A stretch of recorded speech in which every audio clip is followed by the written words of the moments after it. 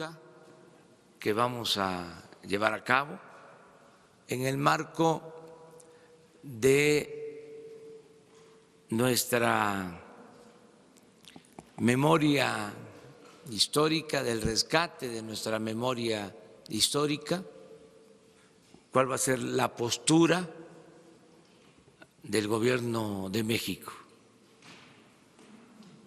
Entonces, ese es el motivo de la visita hoy a Centla, Tabasco. Como ustedes saben, este mecanismo se creó en julio del 2012 en cumplimiento del artículo 1 de la Ley para la Protección de Personas Defensoras de los Derechos Humanos y de Periodistas. En esta ley se establece como una responsabilidad del Estado el garantizar la vida, la integridad, libertad y seguridad de todas aquellas personas que en la defensa de los derechos humanos o el ejercicio del periodismo enfrentan una situación de riesgo. Y las medidas que se adoptan en torno a este mecanismo resurgen de una Junta de Gobierno que está integrada no solamente por representantes del Gobierno federal, sino por órganos autónomos y representantes de los propios periodistas y los defensores de los derechos humanos. Yo creo que esto es muy importante destacarlo, porque la Junta de Gobierno, quien es el órgano colegiado de establecer todas las medidas dentro del mecanismo de protección, así como identificar la situación de riesgo en que se encuentran tanto los defensores de derechos humanos como los periodistas, son quienes toman esta decisión. ¿Quién integra esta Junta de Gobierno? Son fundamentalmente 9 representantes, 3 del Gobierno federal, la Secretaría de Gobernación, la Secretaría de Seguridad y Protección Ciudadana y la Secretaría de Relaciones Exteriores. 2 órganos con autonomía constitucional, que son la Fiscalía General de la República y la Comisión Nacional de Derechos Humanos, y 4 representantes del Consejo Consultivo, que por lo general son 2 representantes de periodistas, 2 representantes de los defensores de derechos humanos. Más aún, el Consejo Consultivo Ciudadano se integra por un presidente, 4 defensores de derechos humanos y 4 periodistas. Al mismo tiempo, esta Junta de Gobierno tiene como invitados permanentes con derecho a voz a la Oficina en México de la Alta Comisionada de las Naciones Unidas para los Derechos Humanos, a la Conferencia Nacional de Gobernadores, al Poder Judicial de la Federación, al presidente de la Comisión de Derechos Humanos del Senado de la República o al presidente o presidenta de la Comisión de Derechos Humanos de la Cámara de Diputados. ¿Cuáles son las medidas que adopta del mecanismo de protección? Son de 3 tipos. El primero son las medidas urgentes, que tiene que ver con situaciones de alto riesgo, que implica la evacuación de la persona que se encuentra en situación de riesgo, su reubicación temporal, el que se le asignen escoltas de cuerpos especializados, que se protejan los inmuebles en los que se encuentran y todas aquellas medidas que se requieran para salvaguardar su vida, integridad y libertad de las y los beneficiarios.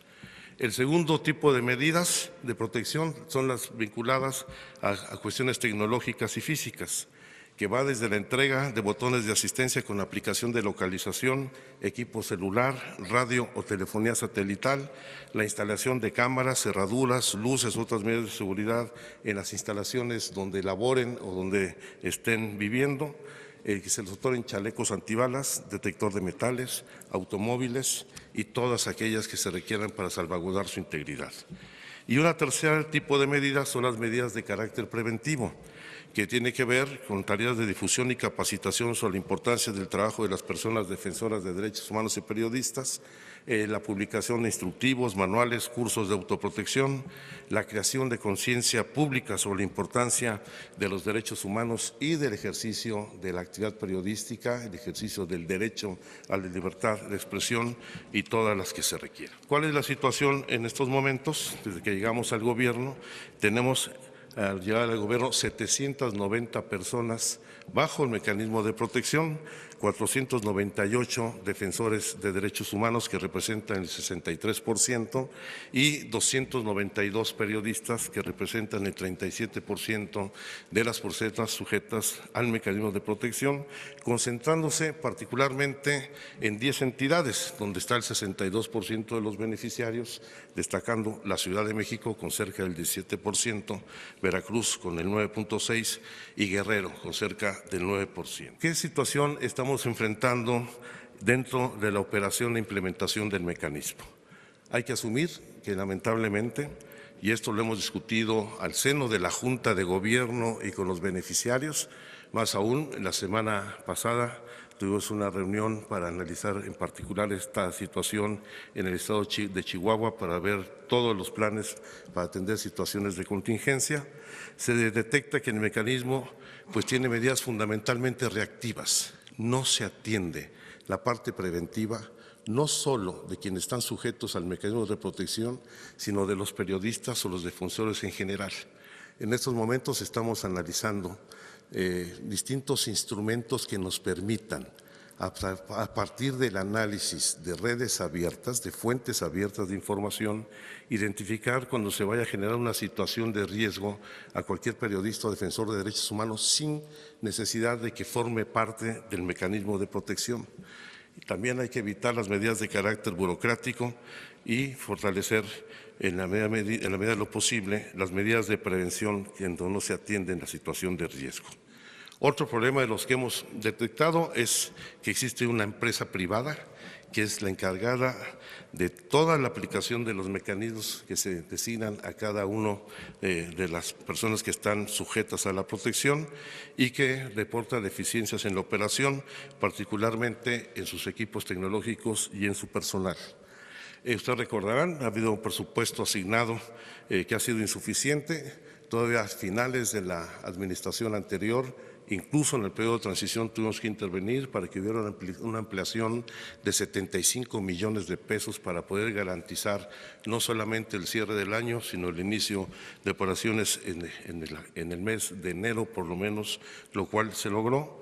Hay que analizar los protocolos de análisis de riesgo, se necesita calificar particularmente a las personas encargadas de realizar la evaluación de riesgo de las personas que solicitan su ingreso al mecanismo y mejorar los mecanismos de coordinación entre el gobierno federal y las entidades federativas, donde si bien ha habido instrumentos y mecanismos de coordinación, todavía son insuficientes. General del mecanismo. En primer lugar, se está llevando a cabo una auditoría por parte de la Auditoría Superior de la Federación al fideicomiso que maneja los recursos de este mecanismo. Se está realizando una evaluación externa por parte de las oficinas en México de la Alta Comisionada de las Naciones Unidas sobre Derechos Humanos y se está realizando la conducción de la Junta de Gobierno para que se pueda hacer una evaluación conjunta con todos los beneficiarios y este primer documento estará concluido en el mes de abril, la evaluación de la Junta de Gobierno junto con los usuarios.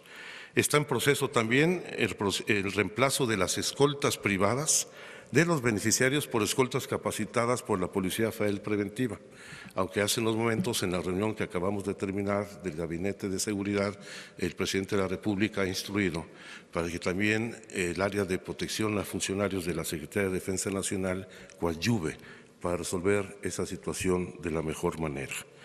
Al mismo tiempo, por lo delicado e importante de estos servicios de protección a la vida e integridad de los usuarios, los beneficiarios del mecanismo, vamos a mantener, en tanto no esté resuelto todos los mecanismos de protección, no vamos a poner en riesgo absolutamente a nadie.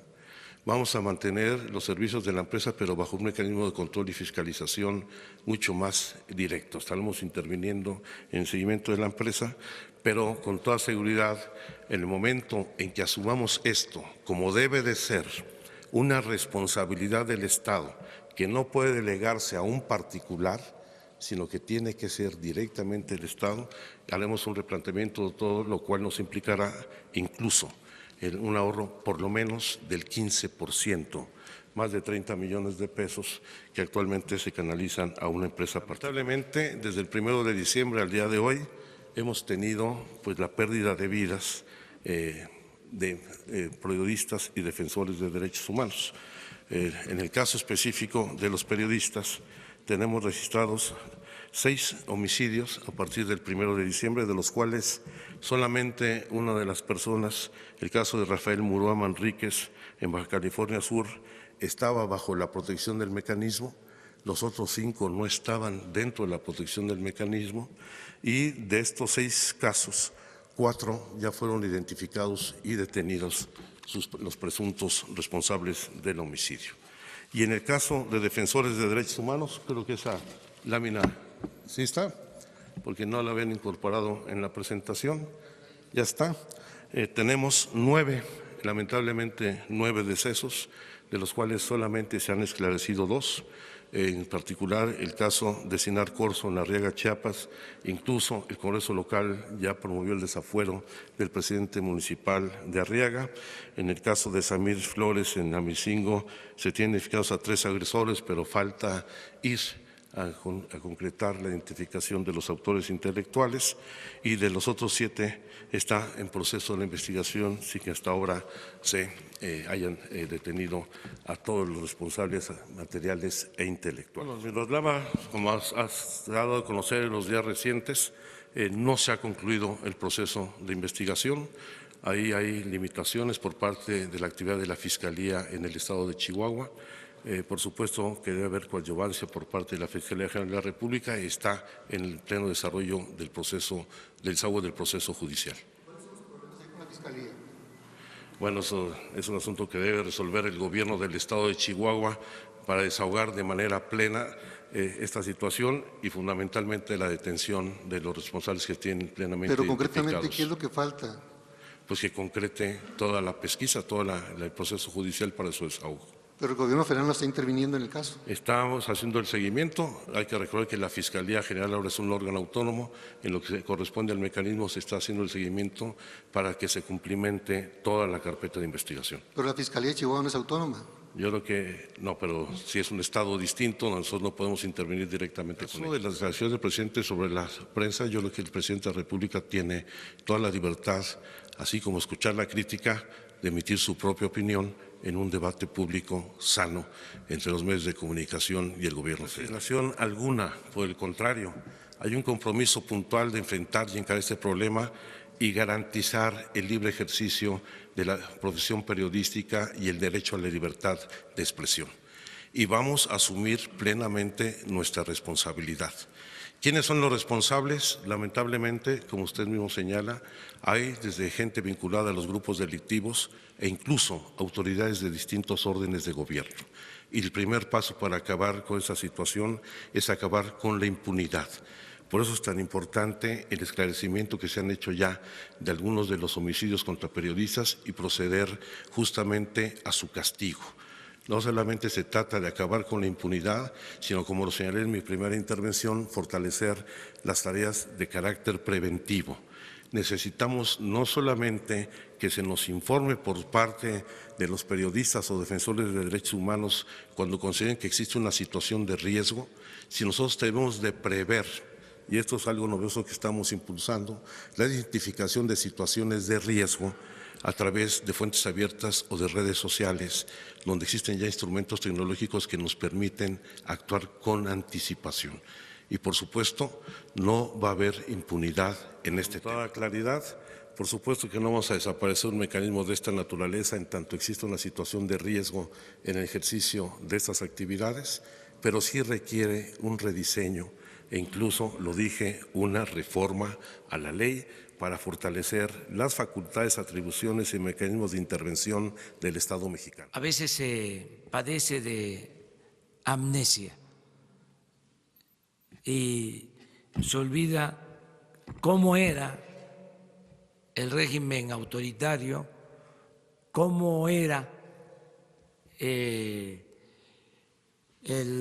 régimen durante el periodo neoliberal. Estos temas prácticamente no les interesaban o salían al paso solo para simular de que tenían que atenderlos. Para hablar con claridad,